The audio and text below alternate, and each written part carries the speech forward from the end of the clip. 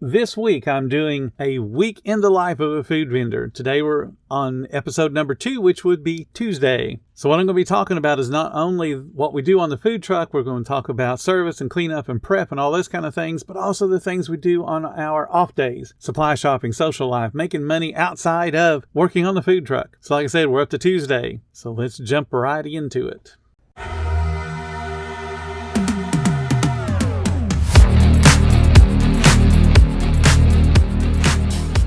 Welcome to the 10-Minute Food Truck Training Podcast. My name is Bill Moore. I am a food truck business coach, author of 5 food truck vending books, including Food Truck 101 and Food Truck 201. This podcast is all about helping you start and grow your food truck business. Table Needs invites you to dive into a candid conversation with Christian and Tracy, co-owners of Restless Coffee, about their inaugural year in the food truck industry. Gain valuable insight on menu creation, top-notch customer service, community building, and the dynamics of working with your spouse. Curious about the journey? Click the link in the episode description to watch the video for free. Okay, so I want to remind you guys where we are in Florida. We're in the panhandle of Florida. We are in between Diviniac Springs, Florida and the Alabama border. We are in a small, very rural community. We live in an RV park that's on a lake. We have about 150 or so spots. Most of them are a mix of full-time people, and there are some transients and some snowbirds. Our food truck is stationed here permanently. We can move it if we want. So that means it's always hooked up to power, and that means it's always hooked up to water and sewer. So with it being Tuesday, again, my sleep pattern is I usually get up between 6:30 and 7. And that's not because I want to, but that's just what I've gotten used to because of us doing breakfast. I do coaching throughout the days. Tuesdays tend to be a little bit lighter in coaching than Mondays. Mondays, I'm also working with the food truck builders and the folks that they recommend to me. Mondays, I usually am very, very busy. Tuesdays, a little bit lighter.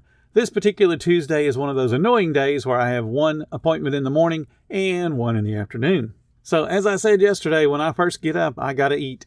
So I get up and walk over to the food truck for 2 reasons. One, I'm going to make my breakfast. Number 2 is I'm going to check on the freezer and the refrigerator to make sure they are functioning the way they're supposed to be functioning. We have thermometers that record the high and the low. So I write down those numbers as well as the current temperature, and I have a piece of paper that I record all of those on. Go ahead and make my coffee, make my sausage biscuit, and then walk back to the RV.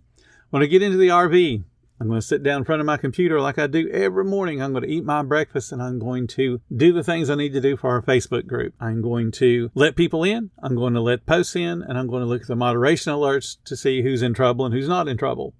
On any given day, the moderation alerts will contain potentially 4 to 6 scams or grant scams or, Bitcoin. I haven't had those in a while, but they do come in waves. I imagine here anytime we'll get a bunch of waves of those. A lot of them are caught by the admin assist, and then a lot of them are not. But in any case, I get rid of all of those. Look for anything that has to be answered that needs my answering. And then I look at my emails that came overnight, the messages that came overnight, and answer all of those. This can take anywhere from 15 to 20 minutes to an hour to 2 hours.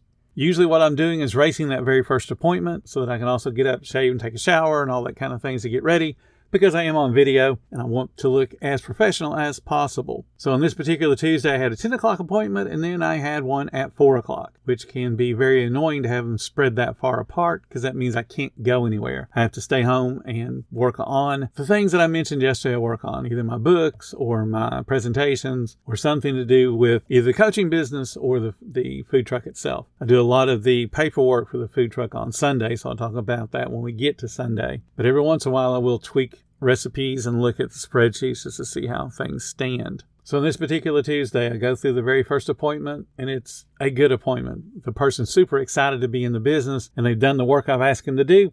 It was a fun hour to talk to them, and I actually went a little bit over an hour since I knew I had no other appointments. Once I got off the phone with them, Melissa and I started talking about, do we want to go to Sam's Club today? Do we want to go tomorrow? Because we felt like we had enough stuff that we normally get from Cisco to not have to go this week. It was going to be close, but we felt like we'd be okay. So we decided that we'll go to Sam's Club on Wednesday because of the way my schedule was. So she started doing her normal thing, which is to look at the recipes, look what else she could be adding on to the menu. She's always looking for new things that we can do within the foods that we have and can put up that weekly special or a special that we do every couple of weeks. Something different to fight that menu fatigue, because we face menu fatigue more than the average vendor does because we are in a confined area. We're only serving about 150 or so families, so they're going to get tired of our food pretty quick. So we've always got to keep something changing on the menu so that they're always coming up to see what's new, and then hopefully they're going to try it as well. And as I had mentioned, we're starting pizzas, so we're going to have to mess around with the pizzas. We had the big failure the day before where we were not happy with the cooking process or the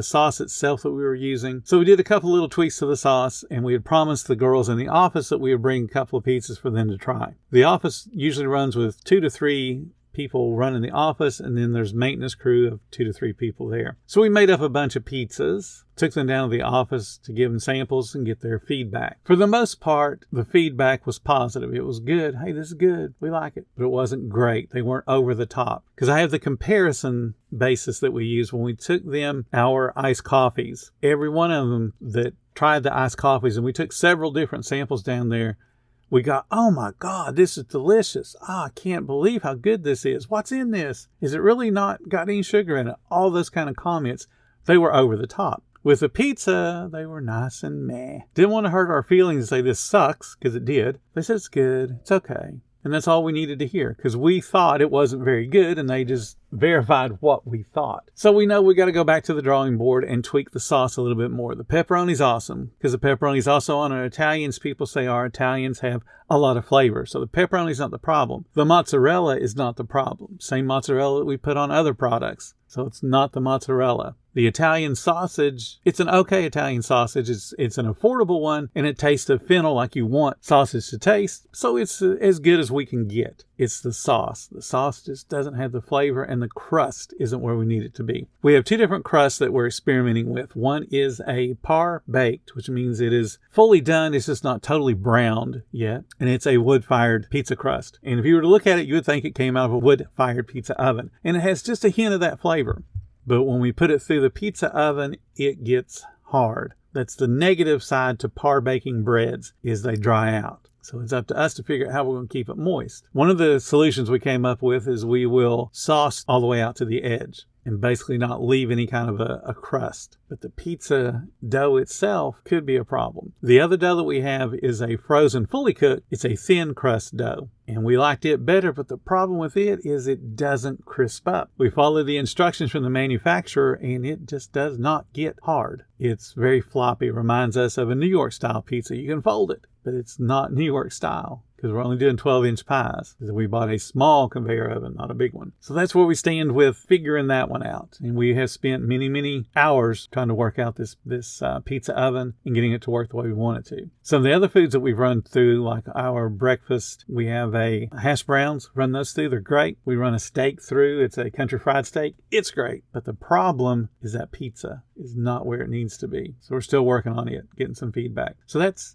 Tuesday. Tuesday for me is the only time I ever watch TV. Melissa plays stuff in the background all the time, basically to have something playing in the background. There's only one show that I like to watch right now, and that is The Curse of Oak Island. And yes, I know it's just a hokey-o show and they may never find anything, but the 2 boys remind me of me to an extent. And what's interesting is they talk about a story from when they were kids about a Reader's Digest article about Oak Island. And I just happen to have read that article because they're the same age as I am. We're all in our 60s. And I read that article. My grandmother took the Reader's Digest, and she was the only person I knew that had it. So every time I would visit Grandma, I was going through the Reader's Digest that she saved them all up for me. And I remember reading that story. So it's just always been something I've had an interest in. So that's my one TV show that I watch in real time. Everything else, if I watch it, I'll watch it. If I don't, I don't. And it's on a streaming service, so not a big deal. But this one I try to watch when it comes on and watch it in real time. That's my one little vice, you can say. And it gives me a chance to actually completely unplug and not do anything other than just sit and relax. And that's important. You guys have got to do those things. Sit and relax. So that's our Tuesdays. My Tuesdays are almost exactly the same. Deciding on whether we're going to go shopping and then which direction we're going. Is it going to be to Cisco or is it going to be to Sam's Club? And then doing whatever little minor bits of prep work we need to do. Because at Tuesday, we're ahead of the game as far as we don't open until Thursday. There's not a lot of prep work we can do. Our menu isn't that complicated. So join me tomorrow and we'll talk about what Wednesdays bring. Thank you so much for listening to the 10-Minute Food Truck Training Podcast. If you're finding all the information helpful to your food truck business, please become a monthly supporter of the podcast. Just hit the support button or follow the link in the description. Every little bit does help keep us going. Join our Facebook group. It's called Food Truck Training. We have a whole bunch of awesome members at all different levels, from brand new beginners to decades-old veterans. They've all got your back when it comes to helping you with your food truck. And again, thank you for listening. Come back tomorrow because I got plenty more to say when it comes to helping you and your food truck business grow.